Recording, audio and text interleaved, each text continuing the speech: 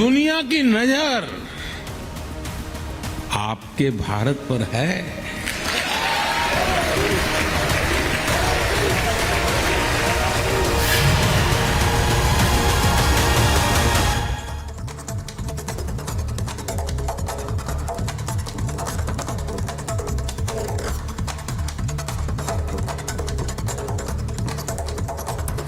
नमस्कार, आपके साथ मैं हूं सुचेता कुकरेती। आप देख रहे हैं महाभारत, और महाभारत में आज बात होगी नरेंद्र मोदी, जो कि G7 की बैठक के लिए इटली पहुंचे हुए हैं। और G7 की बैठक में तीसरा कार्यकाल और पहला विदेश दौरा इटली है। जी हां, प्रधानमंत्री जो कि इटली में G7 दौरे के लिए पहुंचे हैं, वहां अब से कुछ देर बाद इस G7 की बैठक में हिस्सा भी लेंगे प्रधानमंत्री।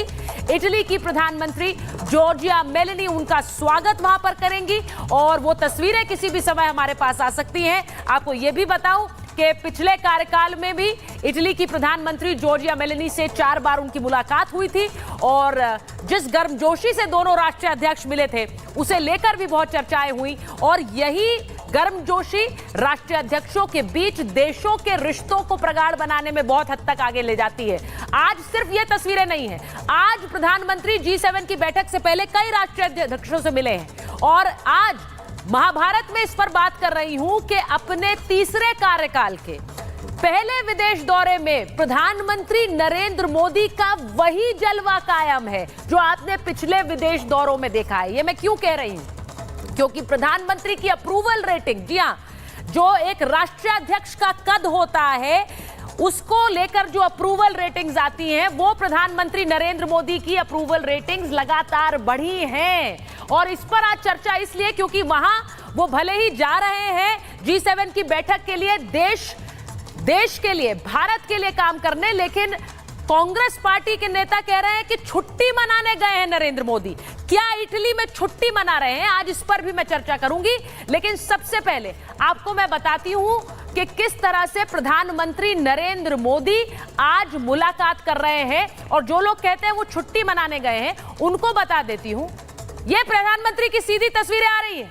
प्रधानमंत्री नरेंद्र मोदी इटली में G7 के लिए, और वहां की प्रधानमंत्री जॉर्जिया मेलोनी उनका स्वागत करते हुए नमस्ते से दोनों नेताओं के बीच की मुलाकात। देखिए, नमस्ते से ये दोनों नेताओं की मुलाकात हो रही है। इस नमस्ते की बहुत चर्चाएं रही। जॉर्जिया मेलोनी जो कि राष्ट्रीय अध्यक्ष हैं इटली की, और यहां G7 के लिए जितने भी अलग अलग देशों के राष्ट्रीय अध्यक्ष पहुंचे, उनका स्वागत जॉर्जिया मेलोनी ने नमस्ते से किया। और इसे लेकर बहुत चर्चाएं हैं कि भारतीय संस्कृति का किस तरह से एक प्रचार इटली की प्रधानमंत्री कर रही है। ये G7 बैठक के लिए प्रधानमंत्री पहुंचे और वहां पर इटली की प्रधानमंत्री ने उनका स्वागत किया है। तो ये तस्वीर आप देखिए जॉर्जिया मेलोनी की, प्रधानमंत्री को एक बार फिर से चला दीजिए तस्वीर। ये प्रधानमंत्री G7 के लिए पहुंचे और वहां पर इटली की प्रधानमंत्री उनका स्वागत कर रही हैं नमस्ते से, हाथ जोड़कर। भारतीय संस्कृति का एक सीधा, आप समझिए इसे, ये प्रचार ही है, ये प्रसार ही है, क्योंकि आप आमतौर पर विदेशी जो राष्ट्रीय अध्यक्षों को देखते हैं वो हैंडशेक करते हैं, हाथ मिलाते हैं, लेकिन इस बार जॉर्जिया मेलोनी ने सबका स्वागत नमस्ते से किया है। तो ये भी एक खूबसूरत तस्वीर जो भारतीय संस्कृति को दर्शाती है, इस वक्त आपके स्क्रीन पर है। G7 देशों का जो ये पूरा समूह है, दुनिया के 7 शक्तिशाली देशों का समूह है, और इस समूह के लिए लगातार प्रधानमंत्री नरेंद्र मोदी को निमंत्रण मिलता रहा है। एक बार फिर से आमंत्रित अतिथि के रूप में प्रधानमंत्री G7 के लिए पहुंचे हैं। पहला दौरा है, पहला विदेशी दौरा तीसरे कार्यकाल का, और इस G7 से प्रधानमंत्री क्या हासिल करेंगे मैं उस पर भी बात करूंगी, क्योंकि यहां विपक्ष कह रहा है छुट्टी मनाने गए हैं नरेंद्र मोदी। आखिर इन दौरों से हासिल क्या होता है, इस पर भी बात होगी, इस पर भी बात होगी। लेकिन प्रधानमंत्री की यह तस्वीर दिखाऊं उससे पहले नमस्ते दिखाते हैं जरा। नमस्ते दिखाइए, मुझे पीछे दिखाइए। ये जो तस्वीर आपने जॉर्जिया मेलोनी की और प्रधानमंत्री की नमस्ते करते हुए देखी है, ये तस्वीर आज नहीं आई।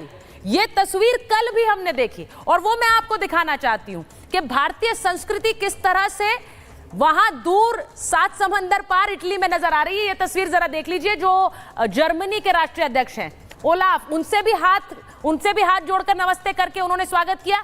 ये यूरोपियन कमीशन की प्रेसिडेंट है, उनसे भी नमस्ते करते हुए उन्होंने मुलाकात की। तो ये तस्वीर लगातार सोशल मीडिया पर इसकी चर्चा हो रही है। अब मैं आपको बताती हूं कि नरेंद्र मोदी आखिर क्या हासिल करेंगे इस मुलाकात से, क्योंकि जब विपक्ष इन बातों को लेकर सवाल उठाता है तो उन्हीं के लिए बताती हूं क्या हासिल किया जाएगा। तो अमेरिकी राष्ट्रपति जो बाइडेन 7 देशों का ये शक्तिशाली समूह जो कि इस वक्त इटली में है और वहां प्रधानमंत्री पहुंचे हैं। जो बाइडेन की मेज पर एक फाइल रखी हुई है और इस फाइल में क्या है? जो बाइडेन की मेज पर जो फाइल रखी है, अमेरिकी संसद का एक प्रस्ताव है। वो प्रस्ताव जो कि कहता है कि तिब्बत चीन का हिस्सा नहीं है। इस पर बाइडेन हस्ताक्षर करेंगे तो अमेरिका का ये एक तरह से नेशनल स्टैंड हो जाएगा, गवर्नमेंट स्टैंड हो जाएगा। अमेरिका भारत के साथ इस मुद्दे पर खड़ा हो सकता है। तो ये एक तरह की कूटनीतिक जीत भारत के लिए होगी। दुनिया की बड़ी अर्थव्यवस्थाएं इस वक्त वहां इटली में मौजूद है। भारत की बढ़ती हुई शक्ति का ये दबदबा है कि भारत के साथ हर कोई रिश्ता और प्रगाढ़ करना चाहता है, भारत में निवेश बढ़ाना चाहता है। ऐसी मुलाकातों से क्या होता है? जब ये बड़े बड़े देश निवेश करते हैं तो कारोबार और व्यवसाय बढ़ता है, जिसका फायदा सीधे आम आदमी तक पहुंचता है। इटली ने चीन का जो बॉर्डर रोड इनिशिएटिव था BRI, उससे भी खुद को अलग किया। तो सोचिए, पहला एक यूरोपियन देश जिसने अपने आप को उससे अलग कर लिया था। और अब वैश्विक फैसलों में भारत की मंजूरी और सहमति ये सारे देश चाहते हैं। ये होता है ऐसी मुलाकातों से। रूस विरोधी है ये G7, लेकिन यहां भारत आमंत्रित है। वो भारत जो रूस के साथ खड़ा रहता है, उसे यहां आमंत्रित किया गया है। ये सारे देश जानते हैं कि रूस का भी साथ है भारत को। मोदी ने ज़ेलेंस्की से भी यहां मुलाकात की। आप सोचिए, ज़ेलेंस्की से भी मुलाकात कर रहे हैं, लेकिन रूस का भी साथ रखा हुआ है। तो ये इस वक्त की तस्वीर आपको दिखा रही हूं। इसी के साथ साथ एक और तस्वीर आपको दिखाती हूं। जो इस वक्त वैश्विक स्थिति है उसमें नरेंद्र मोदी और मेलनी, यानी कि भारत के प्रधानमंत्री और इटली की प्रधानमंत्री, 2 ऐसे राष्ट्रीय अध्यक्ष हैं जो एक बड़ी जीत के बाद अपने देश में काबिज हैं। वहीं जो बाइडेन की अगर मैं बात करूं तो इस वक्त डेमोक्रेटिक पार्टी को अमेरिका में हार दिख रही है। उनके अपने बेटे पर एक केस में वो दोषी पाए गए हैं। वहां पर जो बाइडेन के लिए व्यवस्था सही नहीं है अमेरिका में इस वक्त। इमैनुअल मैक्रोन, उनके अपने देश में फ्रांस में मध्यावधि चुनाव का ऐलान हो गया है और वहां पार्टी की हालत अच्छी नहीं है। यानी किसी भी देश में तीसरी बार लोकतांत्रिक प्रक्रिया के साथ जीतकर वापस आना कितनी बड़ी अहमियत है, इसको समझिए आप।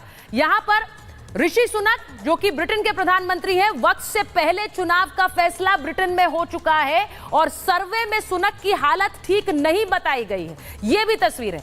ओलाफ स्कोल्स, यूरोपियन संसद चुनाव में शिकस्त मिली है। ये जर्मनी के चांसलर हैं और वहां ओलाफ को हटाने की अटकलें तेज हैं। तो ये मैं अलग अलग राष्ट्रीय अध्यक्षों की तस्वीर आपको दिखा रही हूं। वही कनाडा में भी है जस्टिन ट्रूडो के साथ कि चुनाव में हार की भविष्यवाणी की जा रही है। इन सब के बीच नरेंद्र मोदी एक ऐसे नेता हैं जो तीसरी बार चुनकर आए। आप सोचिए, किसी भी देश में एक बार सत्ता में आने के बाद दूसरी बार आना कितना मुश्किल होता है। यहां तीसरे टर्म में जीतकर आए नरेंद्र मोदी खड़े हैं। इसीलिए हम कह रहे हैं मोदी का जलवा कायम है।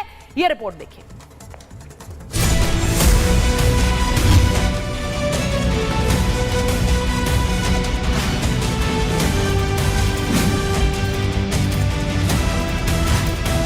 नरेंद्र मोदी तीसरी बार प्रधानमंत्री बनने के बाद अपने पहले विदेश दौरे पर हैं। मोदी के तीसरे टर्म का पहला दौरा इटली का है, जहां इटली की प्रधानमंत्री जॉर्जिया मेलोनी के साथ उनकी केमिस्ट्री की बहुत चर्चाएं हैं। पीएम मोदी का मेलोनी ने स्वागत किया। G7 की इस बैठक में जो राष्ट्रीय अध्यक्ष शामिल हैं, वो अपने घर में एक विरोध झेल रहे हैं। इस बैठक में सिर्फ भारत के प्रधानमंत्री नरेंद्र मोदी और इटली की प्रधानमंत्री जॉर्जिया मेलोनी ही 2 ऐसे नेता हैं जो एक बड़ी जीत के बाद फिर से सत्ता पर काबिज हुए हैं। इस दौरान मोदी G7 देशों के राष्ट्रीय अध्यक्षों के साथ बैठकें कर भारत को मजबूत करने के मिशन में लगे हुए हैं। G7 की बैठक में मोदी का रोल इतना अहम क्यों है? क्योंकि G7 की बैठक में अमेरिकी राष्ट्रपति जो बाइडेन आए हैं। क्योंकि G7 की बैठक में अमेरिका, ब्रिटेन, फ्रांस और इटली के राष्ट्रीय अध्यक्ष हैं। इन सभी के साथ मोदी की मुलाकात होनी है। बाइडेन मोदी मुलाकात में तिब्बत पर चर्चा होने की संभावना है। दरअसल इस समय बाइडेन की कैबिनेट में तिब्बत को लेकर एक विधेयक आया है। इसमें तिब्बत को चीन का हिस्सा मानने से इनकार किया गया है। इस विधेयक पर अमेरिका को भारत का साथ, चीन को अलग थलग कर देगा। ऐसे ही मंचों से ऐतिहासिक फैसले होते हैं। लेकिन मोदी के इस G7 दौरे को लेकर कांग्रेस की क्या राय है, जरा ये सुनिए। और जिनको आप अहंकारी बता रहे हो वो तो इटली घूम रहे हैं, कौन सुनेगा? इन लीडर्स के सामने अपने देश के लिए इन्वेस्टमेंट प्रमोशन एक बहुत बड़ा मुद्दा होता है। जिन पॉलिसी से, अगेन इकोनॉमिक पॉलिसी से हमें खतरा दिखता है, उन पॉलिसीज के बारे में इन G7 के लीडर्स को बताना कि आप अपनी पॉलिसी बदलिए। कांग्रेस के नेता पीएम मोदी के मिशन का मजाक बनाते हैं, लेकिन जब भी कांग्रेस को जरूरत पड़ी तब उनके नेता खुद विदेश में छुट्टी बनाते पाए गए। मोदी जब इटली में अलग अलग देश के नेताओं के साथ मुलाकात कर रहे हैं तो जम्मू कश्मीर में आतंकी हमलों के खिलाफ बड़ा ऑपरेशन भी चल रहा है। G7 जैसे मंचों में भारत दुनिया भर में पाकिस्तान को बेनकाब भी कर रहा है। दुनिया के बड़े बड़े देश भारत की बड़ी कार्रवाई में उसके साथ खड़े हो सकते हैं। रूस यूक्रेन जंग के बीच G7 की बैठक में पीएम मोदी ने यूक्रेनी राष्ट्रपति जेलेंस्की से मुलाकात की। रूस के साथ अच्छे रिश्ते कायम रखते हुए यूक्रेन के प्रेसिडेंट से मुलाकात का दम सिर्फ मोदी में ही है। यहाँ तक कि भारत और रूस की दोस्ती अमेरिका को भी नहीं पसंद। इसके बावजूद अमेरिका भारत को अपने पाले में रखना चाहता है। दुनिया की 45% जीडीपी पर कब्जा रखने वाले ये 7 देश अपनी आर्थिक अनिश्चितताओं के साथ जूझ रहे हैं। ऐसे में G7 का हर देश भारत का साथ चाहता है और भारत भी इन देशों के साथ और अपने परिश्रम से दुनिया की तीसरी बड़ी अर्थव्यवस्था बनने के रास्ते पर है। Bureau report, Republic Bharat. और ये तस्वीरें जरा एक बार फिर से दिखा दीजिए जरा।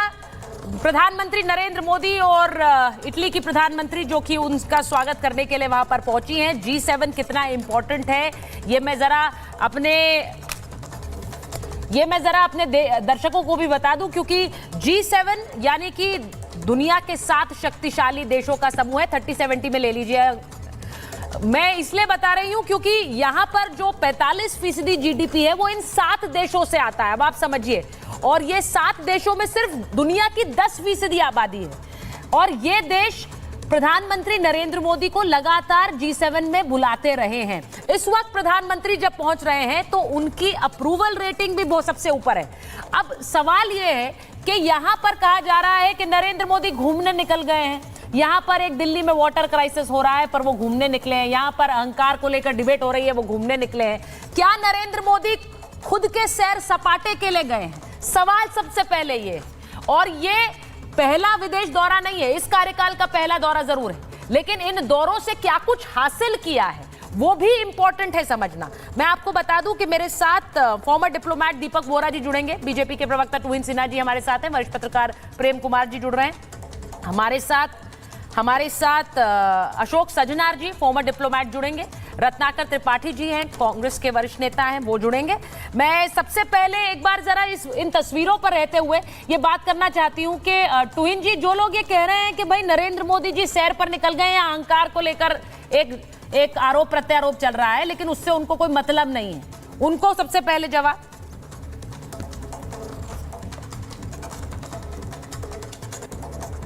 तरफ से जब इस तरह के बयान आते हैं तो निश्चित रूप से वो कांग्रेस की इंफीरियरिटी कॉम्प्लेक्स का परिचय देते हैं, क्योंकि जब भी अंतर्राष्ट्रीय स्तर पर कांग्रेस की गलतियां जो है, हिस्टोरिकल ब्लंडर्स इतनी बड़ी रही है। 1962 में चाइना के प्रति जो मिसअंडरस्टैंडिंग, जो मिसकैलकुलेशन था नेहरू का, वहां से लेकर शर्म एल शेख में 2010 में जब पूरे विश्व में भारत को शर्मसार किया था कांग्रेस ने, तो कहीं ना कहीं ये जो बयानबाजी कांग्रेस की तरफ से हो रही है वो उनकी इंफीरियरिटी कॉम्प्लेक्स दिखाती है। देखिए, प्रधानमंत्री मोदी जी का स्तर आज विश्व के नेताओं में उच्चतम स्तर पर है। जो कंट्रीब्यूशन भारत कर रहा है पिछले 10 सालों में क्लाइमेट के स्फीयर में, भले वो इंटरनेशनल सोलर अलायंस हो, इंटरनेशनल बायोफ्यूल अलायंस हो, या फिर जो है वो इंफ्रास्ट्रक्चर के स्तर पर जियोपॉलिटिकल जो नए नए मूव्स है उसके स्तर पर जो हमने तोड़ दिया है विश्व को, वन बेल्ट वन रोड का एक प्रकार से तोड़ दिया है India middle east European corridor के जरिए। जिस प्रकार से हमने एक अलग ग्रुपिंग तैयार की है क्वाड, जिसमें चाइना का जो एक डोमिनेंस था ब्रिक्स में, उसको न्यूट्रलाइज किया गया। ये तमाम ऐसे कई सारे मुद्दे हैं जिस पे भारत ने विश्व में एक अलग पहचान बनाई है मोदी जी के नेतृत्व में। और आज भी G7 में 2003 से लगभग जब देश के प्रधानमंत्री वाजपेयी जी थे, तब से हर वर्ष भारत को न्योता आता है और भारत के प्रधानमंत्री वहां जाते हैं। तो कांग्रेस का ये इस प्रकार की बेतुकी बातें कहना कि प्रधानमंत्री जो है अपना किस्मत चमकाने जा रहे हैं, घूमने जा रहे हैं, ये मेरे ख्याल से बहुत ही ओछी राजनीति, कांग्रेस की ओछी राजनीति का परिचय देता है और इसकी जितनी निंदा की जाए उतनी कम हो।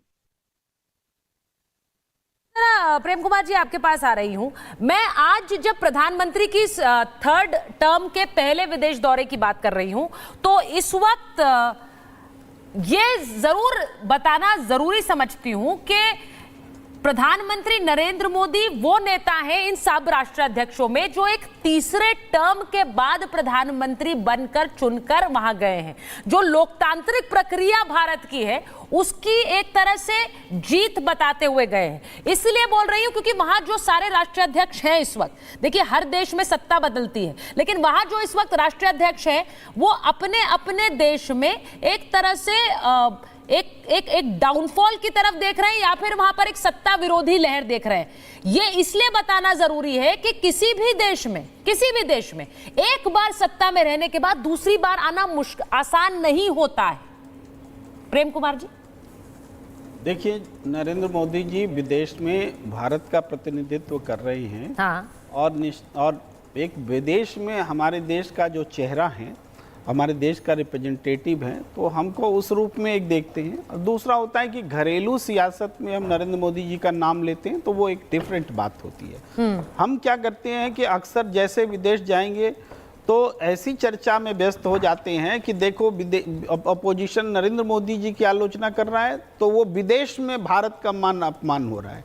तो ये इसका जो भी इसकी मंशा हो, लेकिन ऐसा नहीं है। घरेलू पॉलिटिक्स में नरेंद्र मोदी जी की आलोचना होती है, उसके अलग कारण है, लेकिन अंतर्राष्ट्रीय स्तर पर वो भारत का चेहरा है, भारत का प्रतिनिधित्व करते हैं और उसमें कहीं किसी को कोई दिक्कत नहीं है। समीक्षा में हो सकता है, अभी तत्काल नहीं, बाद की समीक्षा में हो सकता है कि इन दौरों के फायदे क्या हुए, हमारा एक्सपोर्ट बढ़ा, इंपोर्ट बढ़ा, हमने क्या डील हासिल किए, हम उस डील में हमें क्या फायदा हुआ, इंटरनेशनली हम पोजीशन में कहाँ रहे, ये सब समीक्षा का विषय हो सकता है, आलोचना भी हो सकती है। लेकिन जब दौरे हो रहे हों तो हमेशा ये बोलना कि मतलब इसका बुरा ही होगा, ऐसा सोच के नहीं चला जा सकता। हम अच्छे की उम्मीद हमेशा रखते हैं, लेकिन समीक्षा से न डरिए, ये जरूर हम कहेंगे कि समीक्षा होगी और आलोचनात्मक समीक्षा भी होगी। नहीं, मैं ये नहीं कह रही हूँ। मैं प्रेम कुमार जी, बड़ा इंपॉर्टेंट है, अगर अशोक जी भी जुड़ गए हमारे साथ बताइए। दीपक बोरा जी स्क्रीन पर आ गए हैं, रत्नाकर जी हमारे साथ आ गए, बहुत बहुत स्वागत आप दोनों का। अब चर्चा की शुरुआत हमने कर ली है रत्नाकर जी।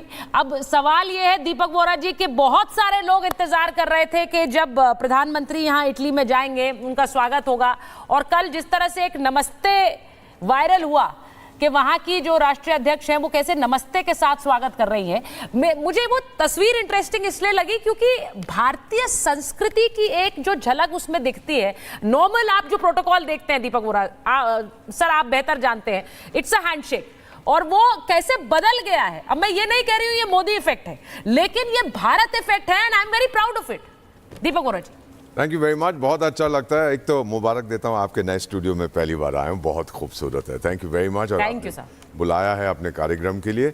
51 साल हो गए मुझे कूटनीति में, और ये कोविड के बाद मैं जो देख रहा हूँ परिवर्तन आया है।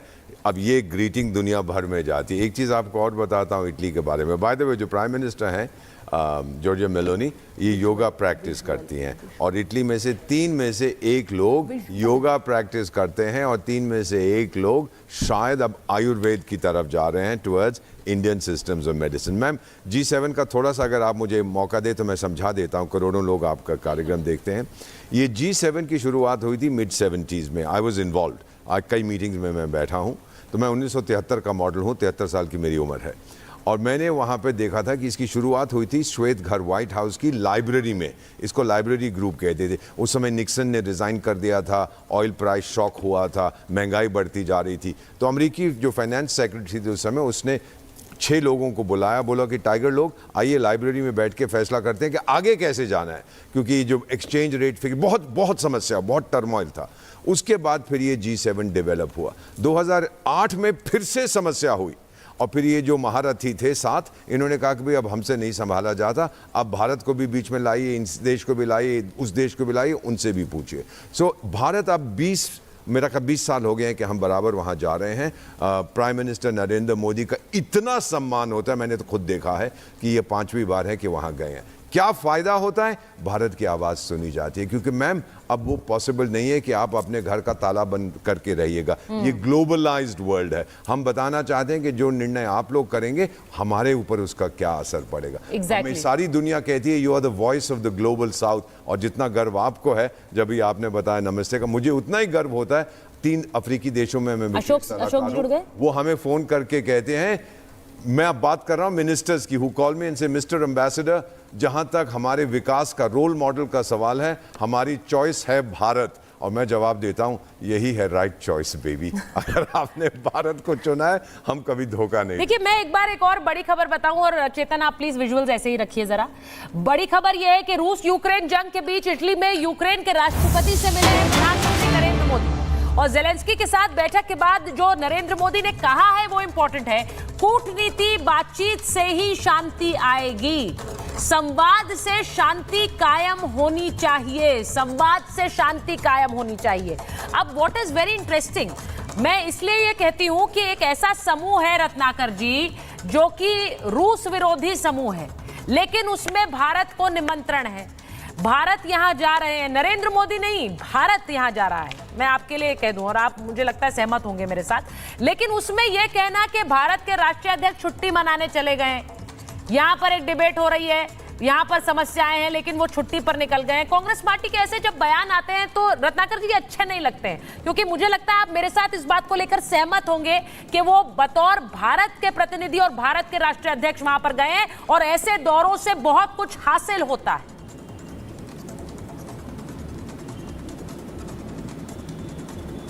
निश्चित तौर पे कुछ न कुछ हासिल होता ही होगा, तभी वो जा रहे हैं वहां पर। अच्छा, हासिल होता ही होगा। वैसे ये बात सही है कि वो उन्होंने अभी मंत्रिमंडल बनाया, एक साझा सरकार का नेतृत्व कर रहे हैं, और अभी संघ प्रमुख ने बोला मणिपुर 1 साल से जल रहा है। बेहतर होता वो एक बार मणिपुर का दौरा करके जाते, या मणिपुर को देख के जाते। किसी के जाने जा, जैसे आप बोल रही थी कि उन्होंने नमस्ते किया, नमस्ते उनकी सदाशयता का प्रतीक है, उसे नरेंद्र मोदी से क्यों जोड़ के देखते हैं? आजकल मूलतः समस्या क्या है कि नरेंद्र मोदी से जितने लोग आशाएं लगाए बैठे हैं अभी भी आपने बताया ना कि किसी से आप कह रही थी कि दोबारा चुना जाना मुश्किल होता है। छोटी पॉपुलेशन है मैडम वहां पे, वहां चीजें बहुत जल्दी फैलती हैं। यहाँ देखिए ना, मैंने पहले भी बोला कि नरेंद्र मोदी ये तय करते हैं कि इस बार किस स्टेट को झांसा देना है। इस बार उन्होंने उड़ीसा को दिया, उड़ीसा में जाके बोला कि श्री रत्न के भंडार पर तमिलनाडु का आदमी बैठा है आईएएस, और आप सोचिए कि उड़िया नहीं बैठा है, तमिलनाडु का बैठा है। ऐसे व्यक्ति के हाथ में प्रदेश की चाबी सौंपेंगे जो तमिलनाडु के व्यक्ति को रखता है। तमिलनाडु जाके क्या कहा, तो मेरा तमिलनाडु से बचपन का रिश्ता है, मैं तमिलनाडु का हूं, और मैं बताऊं तमिलनाडु को नंबर 1 बनाऊंगा। और माननीय सुचारिता जी, मेरे एक प्रोफेसर ने कल मुझे फोन करके कहा कि गुजरात ने 2 लोग दिए जिन्होंने देश का नेतृत्व किया, एक महात्मा गांधी जिन्होंने कभी झूठ नहीं बोला, और एक नरेंद्र मोदी जिन्होंने सच नहीं बोला कभी। तो आप चाहे जितना ग्लैमराइज करते रहिए, रत्नाकर जी, आपकी इच्छा। मैं आपसे ये उम्मीद कर रही हूँ कि आज के दिन जब हम इंटरनेशनल इश्यूज को एड्रेस कर रहे हैं, वो आपके भी प्रधानमंत्री हैं। मैं जानती हूँ कि आप मानना ना चाहें, लेकिन he is India's prime minister, वो प्रतिनिधित्व कर रहे हैं देश का। आप मानिए ना, और सुनिए, जो आदमी राष्ट्रीय तौर पे नकार दिया गया हो, सुनिए सुनिए तो मैडम, 10 किसे- सेकंड समय दीजिए। उनको नकार जो दिया और आदमी आपको मान राष्ट्रीय लिया, तौर पे आपको नकार दिया accept गया कर वो लिया। अंतर्राष्ट्रीय जाएगा ना। मतलब जिसकी 240 आई वो तो नकारा गया और जिसकी 99 आई वो अपनाया गया। ये वाला लॉजिक मुझे अभी तक समझ नहीं नहीं आया। हमारी तो बढ़ रही है मैडम ना, अरे बढ़ रही है। ओह। हम तो बढ़ रहे हैं मैडम ना। हम तो 44 से 52 हुए, 52 से 100, 102 हो गए। आप नरेंद्र डिस्टिंक्शन मोदी के जी साथ कहते पास थे हो ना, गए एक अकेला मोदी सब पर भारी है।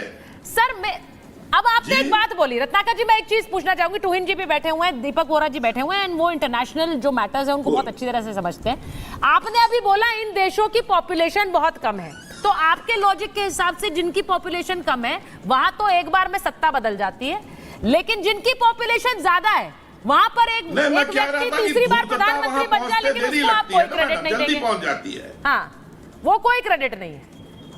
टूहिन जी नहीं हम एकदम क्रेडिट दे रहे हैं। मैंने कहा ना हाँ। कि नरेंद्र मोदी तय करते हैं किसको झांसा देना है, वहां पे थोड़ी दौड़ में जाती है। अब आप कहेंगी ब्रिटेन की, तो ब्रिटेन की पॉपुलेशन कितनी है, आप बाकी किसी को देख। वैसे आप देखिए ना, जहां सबसे अधिक पॉपुलेशन है, जो नरेंद्र मोदी के नायक हैं, जहां 2019 अगस्त में जाके बीजेपी समझौता करती है, उस चीन में अभी लगातार शी जिनपिंग चल रहे हैं। अब मैं ये तो आप एक मान चीज- लीजिए, ये सुनिए, 400 सीट ही इसलिए चाहते थे कि संविधान बदल के शी जिनपिंग हो जाए। अब यहां नकार दिए गए। आरएसएस सुबेरे पानी पी रहा है और पी करके उठते ही पहले इनको गरिया रहा है। अब मुझे तो पता बाहर था ही ये जाएंगे आरएसएस ना। वाली डिबेट आप जरूर आदमी इसमें को लेकर जहां आएंगे। लगता है सम्मान उसके है लिए वहां चला जाता है। रत्नाकर जी, आज ना हमने अलग अलग विषयों पर डिबेट्स रखी मैं है। क्यों आपका लेके वाला आऊंगा टॉपिक भी भैया? है, आपका वाला टॉपिक भी सुबेरे है, भले ही मैडम उस पर बात भी आरएसएस कर पी रहे रही है हैं पानी अभी। और नहीं, इनको सुनिए, गाली सुनिए, देना चालू कर रही है। इंटरेस्टिंग ये है तुहिन जी, अब ये जो आरएसएस वाला बयान है, भले ही आरएसएस इससे किनारा कर ले, लेकिन यहाँ आपको पता है कि वो बयान अब आप लोगों के सिर पर थोपा भी जाएगा, सवाल भी पूछे जाएंगे, स्वाभाविक भी है। लेकिन मेरा सवाल ये है कि नरेंद्र मोदी की लोकप्रियता घटी है, ये प्रूव करने में विपक्ष लगा हुआ है। वहां पर जहां पर वो गए अभी G7 के लिए, वहां पर इस वक्त Bharat most sought after country है। मैं एक बार बोल लूं रत्नाकर जी, मोस्ट सॉट आफ्टर कंट्री। अब दीपक वोरा जी ये बताइए कि भारत का अगर ये स्टेटस है कि इस वक्त भारत से हर देश एंगेज करना चाह रहा है, तो क्या मैं कहूं उसमें नरेंद्र मोदी का जीरो रोल है, कोई रोल नहीं है, जैसा कि यहां बताने की कोशिश हो रही? जो उनकी पर्सनालिटी है मैम, मैंने तो नज़दीक से देखा है। हम उसको कहते हैं हग डिप्लोमेसी। उनका जो स्टाइल है, जब भी डालते हैं लोगों को, वो दीवाने हो जाते हैं। आपने देखा है कि जब वो पापुआ न्यू गिनी गए थे जो पिछले मिलने के लिए, तो वहाँ पे झुक के, यहाँ फिजी में मुझे याद नहीं है, झुक के उनके चरण छूने की कोशिश की थी जो वहाँ के प्रधानमंत्री थे। भारतीय सभ्यता का बहुत असर पड़ रहा है। मॉर्निंग कंसल्ट जो अमेरिकन कंपनी है, जो कई सालों से नरेंद्र मोदी को रेट करती है मोस्ट पॉपुलर, वही इलेक्शन के बाद भी वही उनका दर्जा अभी है। तो दुनिया भर में भारत की आवाज़ सुनी जाती है, क्योंकि अब हम 3rd largest economy in the world बनने वाले हैं, 3rd मोस्ट पावरफुल मिलिट्री हैं। मैम, जब ये मैंने खुद देखा है, when Narendra Modi speaks the world lessons. Bharat को आप नकार नहीं सकते, you can't ignore, and he is my prime minister. वो भारत के प्रतिनिधि हैं, रिप्रेजेंटेटिव हैं। पॉलिटिकली कुछ भी हो, I have no comment to make. Sir, आपने तमिलनाडु का जिक्र किया, I have just return from there. कितना खूबसूरत राज्य, कितनी शानदार डेवलपमेंट मैंने देखी, बहुत अच्छा मुझे लगा वहाँ पर जाके। I been there many times, but India ultimately it's India first. और नरेंद्र मोदी इज कमिटेड। क्षमा कीजिएगा सर, मैं खत्म कर लूं सर, मैंने आपको इंटरप्ट नहीं किया। हमारी प्रोटोकॉल अलग है सर, आप बुरा ना माने, हम इंटरप्ट नहीं करते सर, हमारी ट्रेनिंग अलग है सर, क्षमा कीजिएगा। मैं इतना कहना चाहता हूं सर कि when the prime minister of India goes, वो किसी पार्टी के, मैं बेहतर जानता हूं बोरा जी। अच्छा रत्नाकर जी, एक बार उन्हें बोलने दीजिए, उसके बाद बोल लीजिएगा ना सर। क्षमा करें sir, if you don't mind. और मुझे पता है कि आप भी इस बोले। फिलॉसफी को मानते हैं, मैं जानती हूँ ये मैंने बात। तमिलनाडु की राजनीति हाँ, के बारे ठीक है, में वो कहा एक था, बार बोल लें, तमिलनाडु उसके की बाद आप खूबसूरती बोलिएगा। पर सिर्फ नहीं ये कहना बोली। चाहता सर, जब वो गलत ट्रैक पे बोलेंगे तो मुझे बोलना पड़ेगा। हाँ ठीक है, आप इंटरजेक्ट करिए, लेकिन मैं आपको उसके लिए समय दूंगी सर। अपने हर किसी को अपने हिस्से का मैं तो बोलिए। बहुत जगह जाता रहता हूँ sir, wherever I travel across the world, जिन देशों में जाता हूँ, भारत की छवि अब बिल्कुल अलग है। एंड मेनी ऑफ देम, वो लोग कहते हैं, मैं नहीं कह रहा, वो लोग मुझसे कहते हैं कि वी रियली अप्रिशिएट जो काम प्राइम मिनिस्टर कर रहे हैं, आपके प्राइम मिनिस्टर, ना केवल दुनिया के लिए बट मोर पर्टिकुलरली जिसे हम ग्लोबल साउथ कहते हैं, कहते हैं हमने उनको अपना नेता चुन लिया है। इससे ज़्यादा मैं क्या कह सकता हूँ सर। अब मैं एक चीज पूछूंगी, एक बार बड़ी खबर बता दूं। ब्रिटिश पीएम ऋषि सुनक से मुलाकात के बाद नरेंद्र मोदी ने बयान दिया, उन्होंने कहा कि तीसरी सरकार में भी भारत ब्रिटेन के बीच रणनीतिक साझेदारी और मजबूत होगी। रक्षा क्षेत्र में ब्रिटेन से सहयोग और मजबूत करेंगे। प्रधानमंत्री नरेंद्र मोदी का यह बयान आया है। अब एक बार जो मैं आपको तस्वीर दिखा रही हूं, G7 की जरा तस्वीर दिखा दीजिए चेतन, जो G7 के शॉट्स अंदर से आ रहे हैं। ये बैठक शुरू हो गई है और इस बैठक के लिए जैसा हमने कहा कि प्रधानमंत्री नरेंद्र मोदी आमंत्रित अतिथि हैं। फुल फ्रेम दिखाइए इस तस्वीर को। यहाँ पर इस वक्त ये बैठक चल रही है और इसके बाद जो लगातार सुबह से बायलैटरल्स चल रहे हैं वो भी हम आपको दिखा रहे हैं। अलग अलग देशों के राष्ट्रीय अध्यक्षों के साथ बकायदा प्रतिनिधि मंडल स्तर की जो बातचीत हो रही है वो आपको हमने दिखाई और वो इस वक्त भी जारी है, क्योंकि ऋषि सुनक से उन्होंने मुलाकात की है, इमैनुअल मैक्रोन से मुलाकात की है। दुनिया के 7 सबसे ताकतवर देश और जैसा मैंने कहा दुनिया की 45% जीडीपी और व्यापार का 35%। अब इसको समझिए। प्रेम कुमार जी, मैं टूइन जी आपके पास पहले आती हूँ, प्रेम कुमार जी के पास जाऊंगी उसके बाद। टूइन जी जरा बताइए, आपने रत्नाकर जी को सुन लिया, उन्होंने कहा बहुत से ऐसे मुद्दे हैं यहाँ पर वो इस बार जरूर गए हैं लेकिन वो भारत में उस तरह से लोकप्रियता हासिल करके नहीं गए हैं। टूइन जी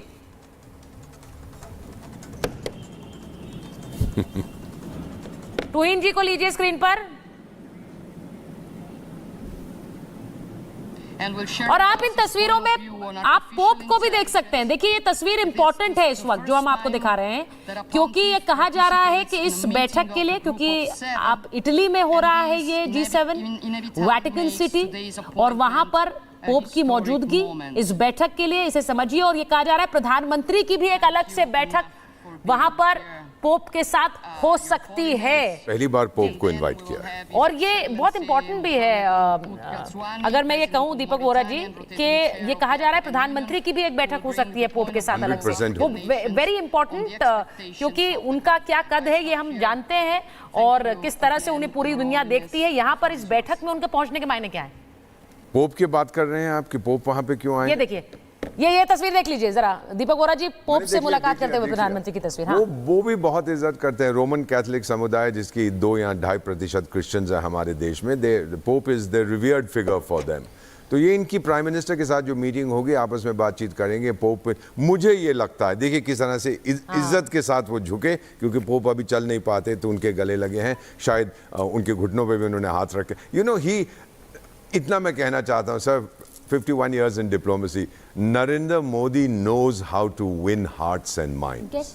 जो इनसे मिलता है एक बार इनका दोस्त बन जाता है। अब ये चीज़ जरूर सर, मेरे को इतने साल हो गए, जिन लोगों ने 193 मेंबर्स हैं यूनाइटेड नेशंस के, 180 से ज़्यादा कॉन्ग्रेचुलेशंस भेजिए। उनको कोई फ़र्क नहीं पड़ता आपकी विक्ट्री 10% से हुई या 5% से या 2% से, वो कहते हैं he is the prime minister, congratulation. अब जो भी बनेंगे, अमेरिका के राष्ट्रपति जब इलेक्शन होने वाली है, हम ये नहीं कहेंगे कॉन्ग्रेचुलेशन सर आप 51.2% वोट से जीत गए, हम सिर्फ कहेंगे congratulation mister president you have won. उनका भी यही रवैया है sir. We are increasingly respected और बहुत हद तक इसकी कामयाबी के लिए I would give the honor and I would say that the responsibility taking India forward, building India की जो international image है, that rests with Narendra Modi sir.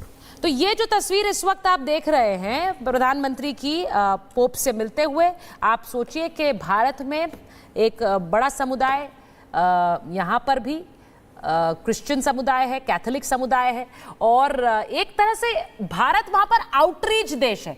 Outreach देश यानी कि G7 का जो समूह है वो इस देश को तक पहुंचने का और उस देश के साथ रिश्ते प्रगाढ़ करने के लिए कोशिश कर रहा है, इसलिए आउटरीच। अब ये प्रधानमंत्री की एक तरह से आउटरीच है, क्योंकि वहां पर पोप से मुलाकात करना और वहां भारत का जो एक कैथोलिक समुदाय है या फिर मैं कहूं क्रिश्चियन समुदाय है, उसकी तरफ भी एक तरह की आउटरीच के रूप में से देखिए। अब मैं जरा एक बार आती हूं आपके पास, प्रेम कुमार जी जरा बताइए, मैं बार बार ये कह रही हूं जो अप्रूवल रेटिंग प्रधानमंत्री की है, अब अगर तीसरे टर्म के बाद भी 70% की एक अप्रूवल रेटिंग हो एक प्रधानमंत्री, ये एक कोशिश जो रत्नाकर जी भी कह रहे हैं कि भाई ये पूरे नंबरों के साथ नहीं आए हैं, वो सरकार उस तरह से नहीं बनी है, एक लोकप्रियता नहीं है, यहां इस इंटरनेशनल समुदाय में भी एक लोकप्रियता है।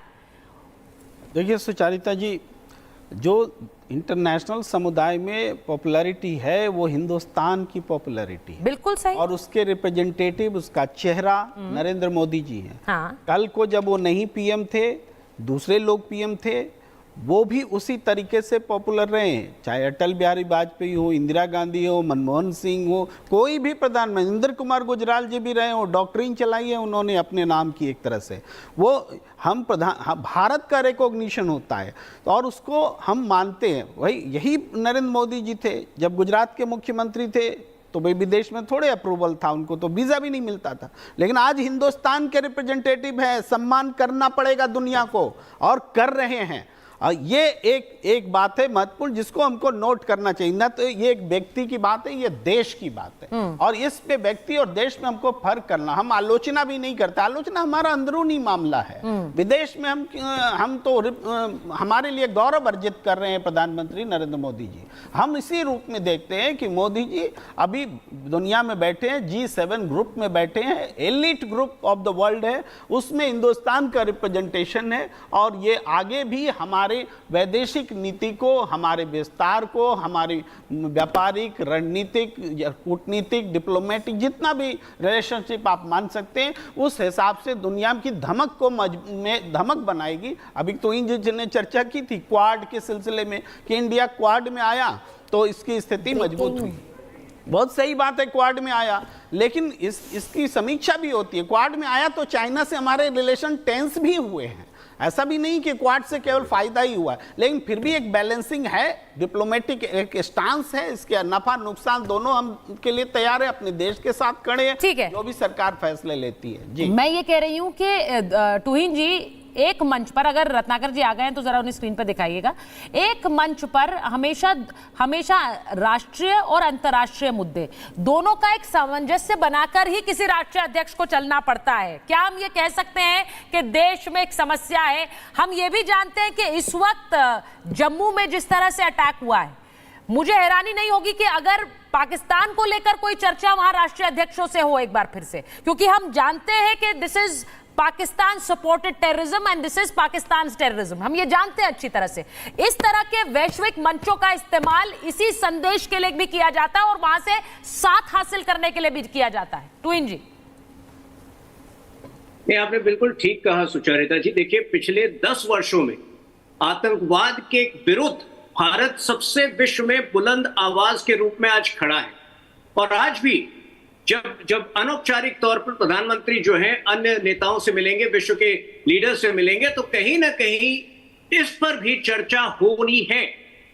देखिए, बात यह है कि कांग्रेस पार्टी जिसको पिछले 40 सालों में कभी 240 सीटें नहीं मिली है, कभी उनके जो है प्रधानमंत्री 145 सीटें पाकर बन जाते थे, तो कभी 206 सीटें पाकर ये किस नैतिक आधार पर जो है इस तरह की बेतुकी बातें पिछले 10 दिन से कर रही है कि हमें नैतिक अधिकार नहीं है सरकार बनाने का, हमारे प्रधानमंत्री को G7 में नहीं जाना चाहिए। ये सब जो है बहकी बातों का समय पूरा हो चुका है। देखिए, 4 जून तक जो है बहुत सारे आरोप प्रत्यारोप लगाए गए, लेकिन आप देखिए हमारी उद्देश्यपूर्ण कार्य पद्धति को देखिए। पिछले 10 दिन में हमने एक फ्लॉलेस तरीके से मंत्री परिषद का भी गठन किया, 2 बड़े कैबिनेट के निर्णय भी हुए, 3 राज्य सरकारों का भी गठन हुआ, और अब प्रधानमंत्री जो है G7 में भारत का नेतृत्व भी कर रहे हैं। और कांग्रेस पार्टी जो है केवल बहकी बातें कर लोगों को पथ भ्रमित कर रही है, लोगों का ध्यान भटकाने की कोशिश कर रही है। तो मेरे ख्याल से इससे उन्हें परहेज करना चाहिए। आपने जो बात बोली है रत्नाकर जी, सुन लिया आपने, वो कह रहे हैं दिग्भ्रमित मत करिए, ये इस वक्त प्रधानमंत्री का दौरा नहीं है, आप समझ लीजिए ये भारत का दौरा है। और इसीलिए मुझे लगा प्रेम कुमार जी जो बात कही उसकी मैं सराहना करना चाहती हूं। वो कह रहे हैं कि भले ही हमारे मतभेद हैं, लेकिन इस वक्त ही इज रिप्रेजेंटिंग इंडिया और भारत के राष्ट्राध्यक्ष के रूप में वो जा रहे हैं। रत्नाकर जी, ये बिल्कुल सही बात है।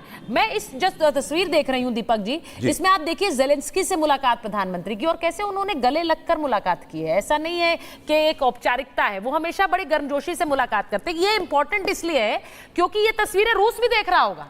100%। हिरोशिमा में भी पिछले साल आपको याद होगा G7 की मीटिंग हुई थी, इसी तरह से प्राइम मिनिस्टर ने उनका स्वागत किया था, और उन्होंने व्लादिमीर पुतिन को भी कहा था ये जंग का दौर नहीं है, ये शांति का है। इसको भी यही कह रहे हैं कि डिप्लोमेसी और डायलॉग से सॉल्व। मैडम एक चीज़ कहना चाहता हूँ, मेरे बहुत से दोस्त, I come from a military family, बहुत से सीनियर ऑफिसर्स मेरे दोस्त हैं रिटायर्ड, तो मैं हमेशा यही कहता हूँ कि देखिए शुरुआत हम करते हैं जब कोई समस्या होती है, डिप्लोमेट्स डिस्कस।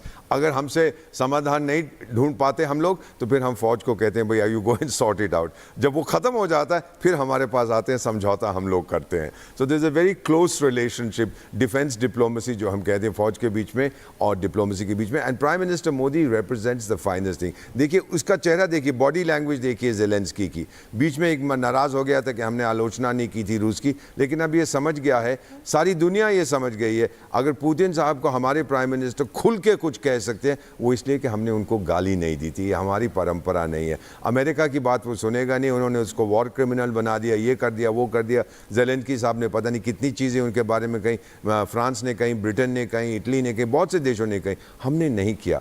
मैम मैं ज़्यादा I don't want to boast, लेकिन इतना कहना चाहता हूँ मैम कि हम चाणक्य की संतान हैं। डिप्लोमेसी हम किसी और से कहीं बेहतर समझते हैं और हमारी डिप्लोमेसी डक सिंड्रोम फॉलो करती है। आप सरफेस पे देखेंगे ना मैम, जब बतख तैर रही होती है सब शांत है, लेकिन उसके नीचे उसके पैर कैसे चल रहे होते हैं ये हमारे। क्या रत्नाकर जी जुड़ गए हैं हमारे साथ? मैं एक चीज ये जरूर बोलूंगी कि इस वक्त मैंने शुरुआत में भी इसका जिक्र किया दीपक वोरा जी, प्रेम कुमार जी, कि इस वक्त एक तरह से एक प्रस्ताव है जो अमेरिकी संसद ने राष्ट्रपति के सामने रखा हुआ है, which does not recognise Tibet as part of China. और ये इंपॉर्टेंट इसलिए है क्योंकि इस पर राष्ट्रपति की मोहर लगेगी। मैं ये कह रही हूं कि ये हासिल करने वाली चीजें हैं इस तरह के वैश्विक मंचों से, क्योंकि भारत अपने आप को अब एग्जर्ट कर रहा है और सीधे सीधे वो मांग कर रहा है कि हमारी से होगी, हम तय करेंगे, बड़े बड़े फैसलों में हमारी भी चलेगी और हमारी भी मानी जाएगी। और यहां पर इस मंच पर भारत को आमंत्रित करना, प्रेम कुमार जी, यही दिखाता है। देखिए सुचारिता जी, जो बात अमेरिका कह रहा है कि तिब्बत को वो मान्यता नहीं देता है चाइना के रूप में, हमारी अटल बिहारी वाजपेयी की सरकार ने तो मान्यता दे दी। आज भारत का स्टैंड क्या है? क्या वो मानता है कि तिब्बत चाइना का नहीं है, हमारा हिस्सा है? नहीं मानता है। अगर मानता है तो स्पष्ट करिए, क्योंकि अटल बिहारी वाजपेयी जी के समय में समझौता हुआ और हमने तिब्बत को मान्यता दे दी चाइना के रूप में। ये एक स्थिति, वस्तु स्थिति है। दूसरी बात, अब थोड़ी देर पहले नरेंद्र मोदी जी का एक बयान याद दिला रही थी, जो कि यूक्रेन की राष्ट्रपति से साथ मुलाकात के संदर्भ में, कि डिप्लोमेसी और बातचीत इसके जरिए ही किसी दो देशों के बीच जो हिस्सारत है समाधान हो सकता है। बिल्कुल। और ये सेलेक्टिव बयान नहीं है, ये मैं बता रहा हूं सुचारिता जी, ये पूरी दुनिया में मैं आपसे पूरी तरह से सहमत हूं। और मुझे लगता है कि जो बात आपने कही है, मुझे बड़ा अच्छा लग रहा है। ये तस्वीरें मैं इसलिए दिखाती हूँ, पोप ने जिस तरह से बड़ी मुस्कुराकर उन्होंने नरेंद्र मोदी का हाथ पकड़ा है और अपने पास खींचा, ये तस्वीर देखिए, ये बड़ी इंपॉर्टेंट है। जो दुनिया भर में जो बड़े धार्मिक नेता है उनमें से एक, बड़े, आप मानिए कि ये पोप को माना जाता है। दुनिया भर में लोग पोप को मिलने और देखने के लिए आते हैं। आप सोचिए वेटिकन सिटी में तो एक तरह से एक जश्न सा हो जाता है जब पोप सामने आते हैं और बाहर मिलने आते हैं। तो ये तस्वीर प्रधानमंत्री की एक और टेक अवे है इस G7 के मंच से, ये भी मानिए। मेरे पास समय इतना ही था महाभारत। बहुत बहुत धन्यवाद।